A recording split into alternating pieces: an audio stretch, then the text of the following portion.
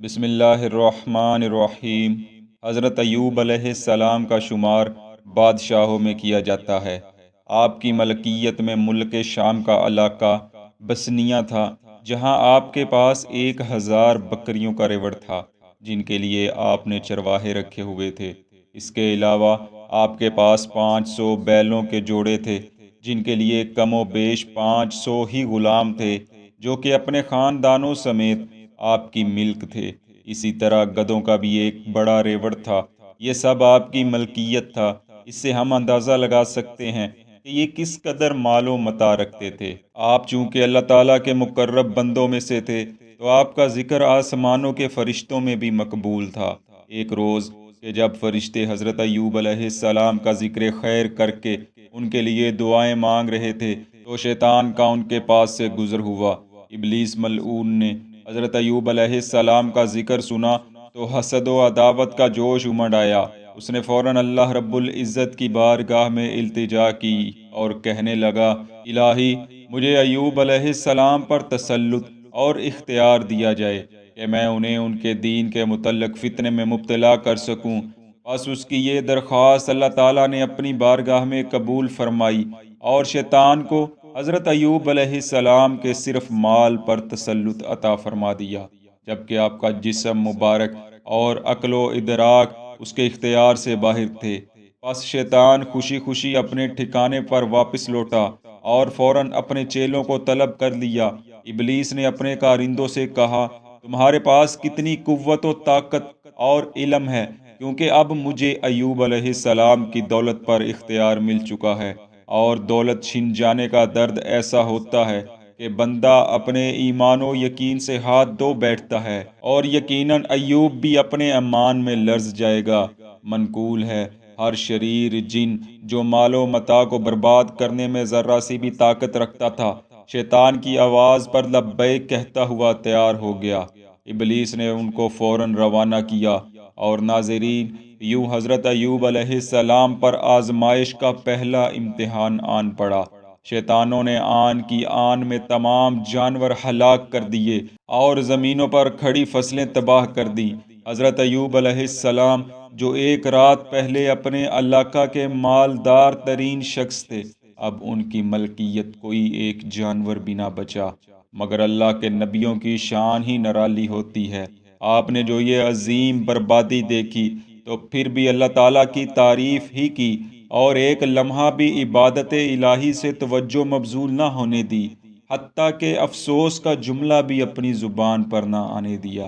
دوسری طرف شیطان نامراد و مایوس ہو کر پھر بارگاہ الہی میں حاضر ہوا اور التجا کی، مجھے ایوب کی اولاد پر بھی اختیار دیا جائے۔ اللہ تعالیٰ نے اس مردود کی یہ التجا بھی قبول فرمائی اور اسے اختیار دے دیا گیا۔ مگر اب بھی اللہ تعالیٰ نے حضرت ایوب علیہ السلام کے جسم و عقل کو شیطان کے شر سے محفوظ رکھا۔ چنانچہ اس ملعون نے ایسا وار کیا کہ آپ کی تمام اولاد کو بھی ہلاک کر دیا، اور خود آپ کے بچوں کے استاد کی شکل میں آپ کے سامنے آیا اور آپ کے جذبات کو مزید برانگیختہ کیا، جس سے حضرت ایوب علیہ السلام متاثر ہوئے اور آپ پر گریہ طاری ہو گیا، اور آپ نے ایک مٹھی خاک لے کر اپنے سر پر ڈالی، جس سے ابلیس کو بہت خوشی ہوئی، اور نبی اللہ کے اس عمل کو اپنے حق میں غنیمت جانا۔ حضرت ایوب علیہ السلام فوراً شیطان کی چال سمجھ گئے اور اپنے عمل پر نادم ہو کر توبہ کی، جسے فرشتے لے کر فوراً بارگاہ الہی میں حاضر ہو گئے۔ دو عظیم صدمے برداشت کرنے کے بعد بھی جب آپ کے قدم نہ لڑکھڑائے، تو ابلیس پھر اللہ کی بارگاہ میں حاضر ہوا اور درخواست کی، مجھے ایوب علیہ السلام کے جسم پر بھی اختیار دیا جائے۔ اللہ تعالیٰ نے اسے آپ کے جسم پر بھی اختیار دے دیا، مگر آپ کی زبان اور دل کو اس کے اختیار سے باہر ہی رکھا۔ چنانچہ ایک دن آپ حسب معمول عبادت الہی میں مصروف تھے کہ شیطان نے سجدہ کی حالت میں آپ پر وار کیا اور آپ کے گلے میں ایسی پھونک ماری کہ فوراً آپ کا جسم آگ کی مانند جلنے لگا، جلد گلنے لگی، حتیٰ کہ چند ہی دنوں میں جسم میں بدبو پیدا ہو گئی۔ تکلیف کا یہ عالم تھا یوں محسوس ہوتا جیسے کوئی جسم کے گوشت کو کھینچ کھینچ کر الگ کر رہا ہے۔ تعفن کی وجہ سے کوئی آپ کے قریب تک نہ آتا، یہاں تک کہ لوگوں نے باہم فیصلہ کیا اور آپ کو بستی سے نکال باہر کیا۔ رشتے ناتے سب ختم ہو گئے، اولاد پہلے ختم ہو چکی تھی، لوگوں نے اب گھر سے بھی نکال دیا، مگر قربان جائیں آپ کی ہمت و استقلال پر کہ آپ نے فرمایا تو اس پر راضی ہے تو میں بھی راضی ہوں۔ جسم کا کوئی حصہ سلامت نہ رہا سوائے زبان کے، اور زبان پر صرف ایک ہی ذکر تھا، اور وہ ذکر وحدہ لا شریک کا تھا۔ جب ہر کسی نے آپ کا ساتھ چھوڑ دیا تو ایک شخص تھا جو ہر لمحہ آپ کے ساتھ تھا، اور وہ آپ کی بیوی تھی۔ یہ نیک خاتون ان حالات میں بھی آپ کی خدمت کے لیے پابندی کے ساتھ حاضر ہوتی رہیں، جبکہ باقی ہر کوئی آپ کا ساتھ چھوڑ چکا تھا۔ منقول ہے کہ قوم میں صرف 3 لوگ تھے جنہوں نے آپ کی دعوت پر لبیک کہا تھا، اور وہ بھی آپ کو اس حالت میں دیکھ کر آپ کا ساتھ چھوڑ گئے تھے۔ وہ اس طرح کے آپ پر الزام لگاتے تھے، اگرچہ وہ دین سے نہ پھرے تھے، مگر آپ سے سخت کلامی کرنے لگے اور آپ کو جھڑکنا شروع کر دیا۔ ان کے نام بلد، یفز اور سافر تھے۔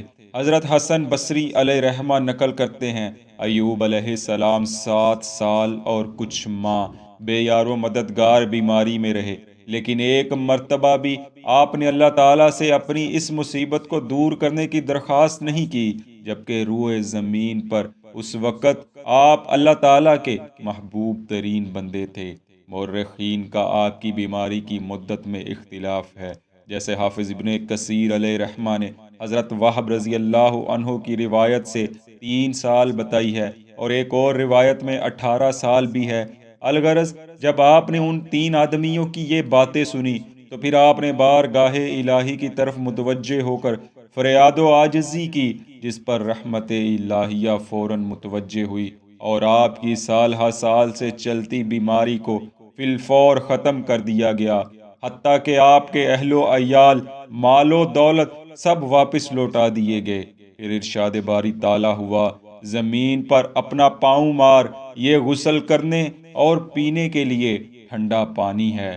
چنانچہ ایوب علیہ السلام نے اس پانی سے غسل کیا، جس سے آپ کا حسن اور خوبصورتی واپس لوٹا دی گئی۔ ناظرین، یوں اللہ تعالیٰ نے شیطان کے اس بیانیے کو رد فرما دیا کہ وہ سب کو بہکا سکتا ہے، مگر در حقیقت وہ اس وقت تک اپنی چالوں میں ناکام و نامراد ہی رہتا ہے جب تک اللہ تعالیٰ کی رحمت اس بندہ پر اپنا سایہ رکھتی ہے۔ اسی لیے ہمیں ہمیشہ اس سے رحمت و ہدایت کی دعا کرتے رہنا چاہیے، اور یہ بھی کہ وہ اپنے کرم سے ہمیں شیطانوں کی فریب کاریوں سے اپنی حفاظت میں رکھے۔ آمین۔